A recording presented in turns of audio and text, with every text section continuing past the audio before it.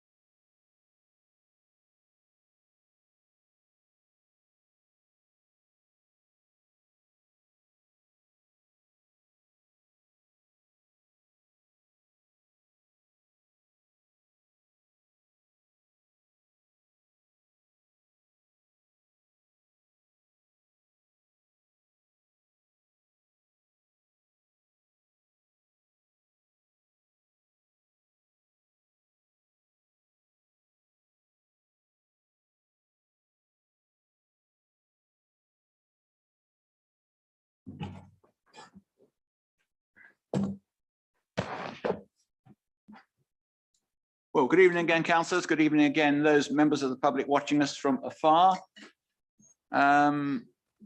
Sadly, we have stood to order to respect our late sovereign. Sadly, as you all will, I think, know, one of our own, Councillor John Gray, has also passed away.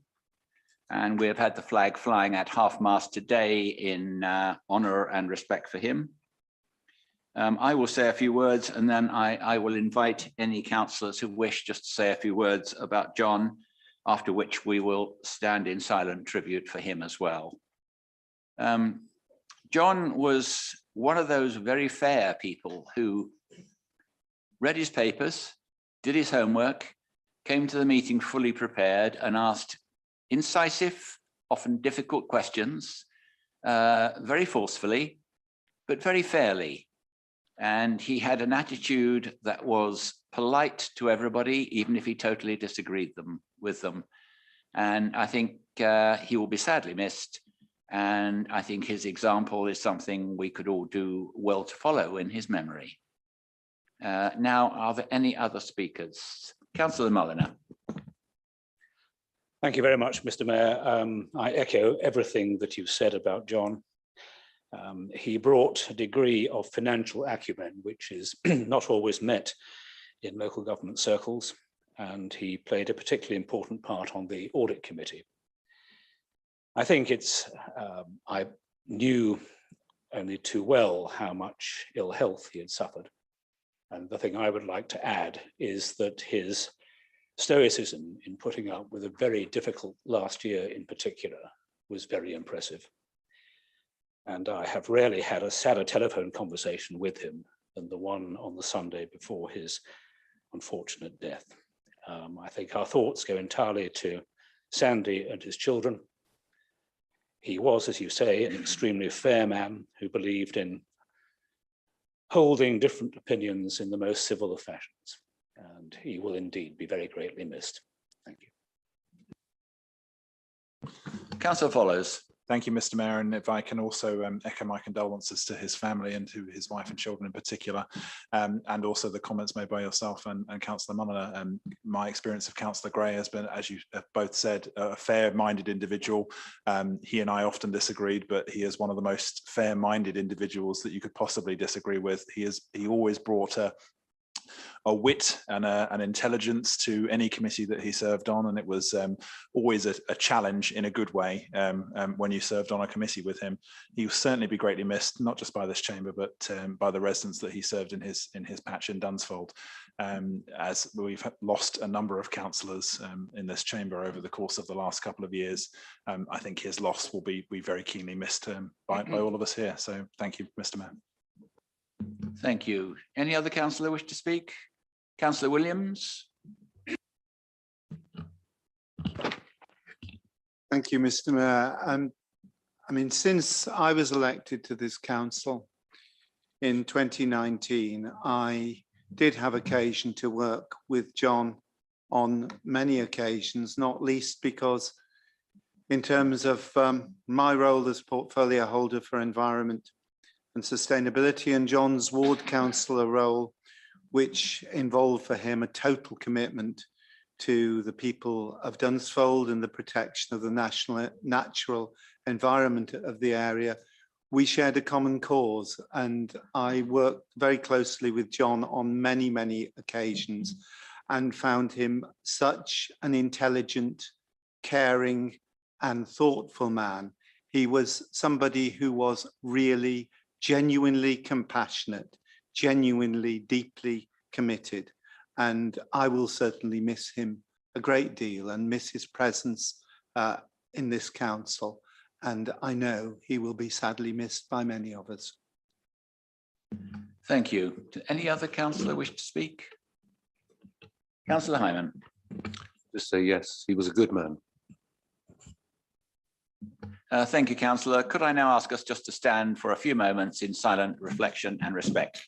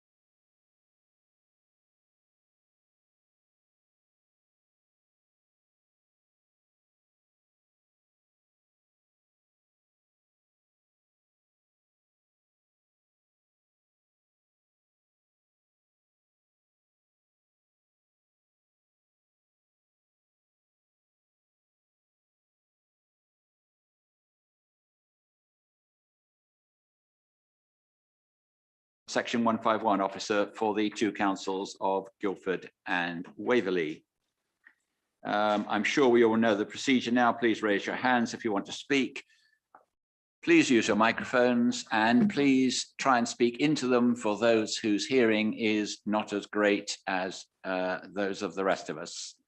Speeches, of course, are timed and you'll be given a warning towards the end of time, but I hope we won't have to go on for too long. Could I now ask Robin Taylor if there are any apologies for absence? Thank you, Mr. Mayor. We have received apologies from councillors Christine Baker, Ryan Edmonds, Jerome Davidson, Simon Deere, Jan Floyd Douglas, Jenny Else, Chris Howard, Andy MacLeod, Peter Martin, Nick Palmer, Anne-Marie Rosamond and Julia Spence. Thank you. I think I've also got apologies from Sally Dixon and Councillor Rabini is indicating. Thank you, Mr. Mayor. Yes, Councillor Keane did apologise. I was there when she made the phone call. Thank you very much. Any declarations of interest received before? None received in advance, Mr. Mayor. Thank you. Any declarations of interest to be declared at the meeting? Thank you, councillors. None. Then we move on to item 3, which is appointment of a joint section 151 officer. May I remind everybody that this is a binary decision. It's a yes, no. Do we wish to support the recommendation of the committee or do we not? And please let us not go into the rights and wrongs of whatever merger we are having with Guildford. And I address that equally to both sides of the House. So no history lessons, please. Thank you very much. I'll now call on the leader to introduce it. Thank you very much, Mr. Mayor. Taking on your advice to not go into ancient history, I shall of course be brief. The recommendation in front of you is from the Joint Appointments Committee that met on the 22nd of September. The members of that committee in this council are myself, Councillor Clark, and Councillor Mulliner. The committee recommended the appointment before you. I'm very much happy to take questions in regards to this, but I don't believe there's much more I can add at this point, and I'm happy to move the recommendation, and I do believe I have a seconder. Happy to second, Mr. Mayor. Thank you, Councillor Clark. Sorry, any speakers on this? Sorry, let me change my glasses so that I can see you properly. Councillor Potts, how could I mistake you? Mr. Mayor, thank you very much. I'd just like to seek a couple of points of clarification, if I may, please. So it is my understanding that there was only one applicant for this role. It's also my understanding that it was not a unanimous decision of the joint committee, and it would be helpful to understand, given concerns that were raised, I understand, during the interview, if those are going to be addressed. Thank you. Leader, you may as well come in straight away on that one. Thank you. Yes, to confirm there was only one applicant. The Section 151 officer role is one that requires specific qualifications in order to enable somebody to be valid for that appointment. So there's obviously only, in this case, one member of staff that meets those qualification criteria. It was not a unanimous decision of the committee. My understanding was that it was, I believe, 5-1 or 4-2. I'd have to seek clarification from officers. It was indeed 5-1. The reservations expressed, without going into too much detail, were predominantly as regards to the appropriateness of the reporting line of the Section 151 officer. So specifically, whether it was appropriate for the Section 151 officer to report directly to the Chief Executive or via another appointee. So in other words, what we're proposing here is that the Section 151 officer would be reporting to one of the strategic directors with a dotted line to the Chief Executive. We've been through this in great depth with CITFA and also in regards to other councils and how they deal with this. Although there is, in some cases, a preference that it reports directly to the Chief Executive, it is certainly not an exclusive way of this working. The joint management team, as it is now constructed, foresees that the statutory duty elements of the Section 151 officer are effectively reporting into the Chief Executive, whereas the other more day-to-day financial operations and management effectively go through the relevant strategic director, which in this case is Ian Doyle. I'm happy to take any further questions, Mr. Mayor. Thank you, Leader. Any more speakers, questions? Councillor Seaborne, then Councillor Clark. Thank you, Mr. Mayor. I have a further point of clarification to seek from the Joint Appointments Committee, more about the role than the particular appointee or recommended appointee. At the most recent meeting of the Audit Committee, under the agenda item on governance, I initiated what turned out to be an interesting discussion on how the role of shared executive head of service for finance and shared Section 151 officer fits with the legal requirements set out under Section 151 of the 1972 Local Government Act, which states every local authority shall make arrangements for the proper administration of their financial affairs and shall secure that one of their officers has responsibility for the administration of those affairs. So my concern comes about from the words every local authority. The arrangement we have entered into with Guildford preserves two discrete local authorities overseen by a shared management team. Officers assured the Audit Committee that this arrangement does not cause conflict with the 1972 Act, referring to a 2016 guidance document put out by CITFA entitled The Role of the Chief Financial Officer in Local Government. So that document neither specifically includes nor specifically excludes in its deliberations the shared management arrangement that we've created. That being the case, I accept the advice of officers that the shared arrangement is legally acceptable. Beyond that, though, what the SIP for Guidance document does state clearly is that there is a need for each authority to have access to independent advice when potential conflicts of interest occur. And if I can quote, where the CFO is providing advice to partner bodies and organisations, it remains the CFO's responsibility to ensure that where actual or potential conflicts of interest may occur, the local authority has access to appropriate financial advice independent of that partnership. And then secondly, under principle 3 of the core CFO responsibilities, it says, be alert to potential conflicts of interest and ensure the authority has access to appropriate independent advice. So I can see potential conflicts of interest occurring between Waverley and Guildford over the allocation of time, effort and resources. So the question to the Joint Appointments Committee is, can they give us assurance that this aspect has been considered? And if so, where will that independent advice be secured? Thank you, Mr. Mayor. Thank you, Councillor. I have Councillor Clark and the leader both indicating which order would you like to go in? Councillor Clark? After me, no, after you. Thank you, Mr. Mayor.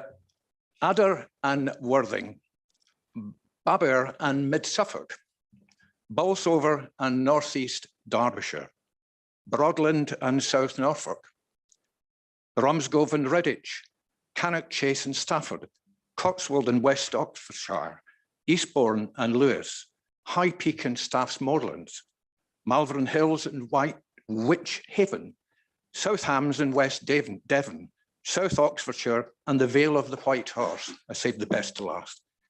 These three councils, all of these councils have got three things in common. One, they are all collaborations between district councils. Two, they all share a head of finance who is also their S151 officer. And three, they are all collaborations where at least one of the councils, but mostly both, is Conservative led. Thank you, Mr. Mayor. I rest my case. Thank you, Councillor Clark. Before I let the leader in, anyone else wish to speak? Councillor Mulliner.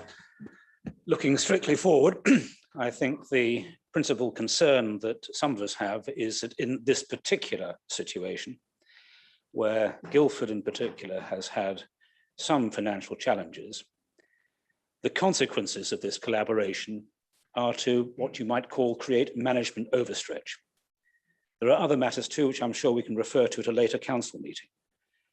But the major concern that we have is that we are expecting very great responsibilities, or we're placing very great responsibilities on the new heads of service. And I, for one, do feel great concern that some of them might find this more of an impact on their quality of life than they will ultimately think worthwhile. Thank you. Thank you, Councillor Mulliner. Do I have any other speakers? In that case, leader, would you like to come in and round up, please? Thank you very much, Mr. Mayor. Certainly there was a reason why I was very much happy to let the deputy leader step in there, because that list is comprehensive and very clear. A great deal of the audit committee discussion on this subject, my interpretation was that there was actually a significant confusion between the legal status of combined authorities and shared authorities, which are legally very different entities. And of course, we always at all times maintain the right to seek legal independent advice, either on finance or on legal matters, and without shortcutting a great many procurement steps, obviously we'll seek appropriate advice and guidance onto who to get that independent advice from on a case-by-case basis. Certainly is also my judgment, and I'm sure the judgment of many in the room, that the applicant for this particular role, as well as all of the applicants for the joint executive heads of service appointments that have been going through at the moment, understand the roles that they have applied for. And certainly that is the assumption I go on, and I don't second guess anybody who has applied for that role. I assume that they are competent and knowledgeable and know what they apply for. The consequences of obviously not appointing a Section 151 officer are fairly significant, and obviously there are legal and HR implications for not undertaking such a decision this evening. I am absolutely comfortable that the applicant for this role is completely capable of doing the job, certainly understands what they've applied for here, and I have absolute faith in that individual to do the job. And so I commend the recommendation to council. Thank you, Mr. Mayor. Thank you, Leader. The recommendation is as on your agenda that we appoint this particular individual as the joint Section 151 officer. Is that agreed? Councillor Potts. Thank you, Mr. Mayor. Could I ask for a recorded vote on this, please? I believe I have a seconder and the required 5 to support it. Thank you.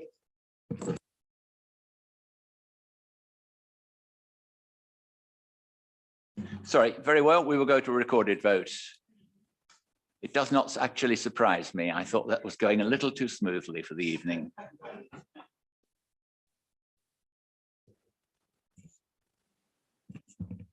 Councillors, when I call your name, please confirm whether you wish to vote for, vote against or abstain. Councillor Beeman. For. Councillor Blishan. Councillor Clark. For. Councillor Coburn. For. Councillor Cossa. Abstain. Councillor Darcy. For. Councillor Denis. Abstain. Councillor Ellis. Against. Councillor Follows. For. Councillor Hegan. For. Councillor Hess. For. Councillor Hyman. For. Councillor James. Against. Councillor Knowles. Against. Councillor Merriweather. For. Councillor Mirrlees. For. Councillor Mulliner. For. Councillor Munro. For. Councillor Neal. For. Councillor Nicholson. Councillor Potts. Against. Councillor Reid. For. Councillor Paul Rivers. For.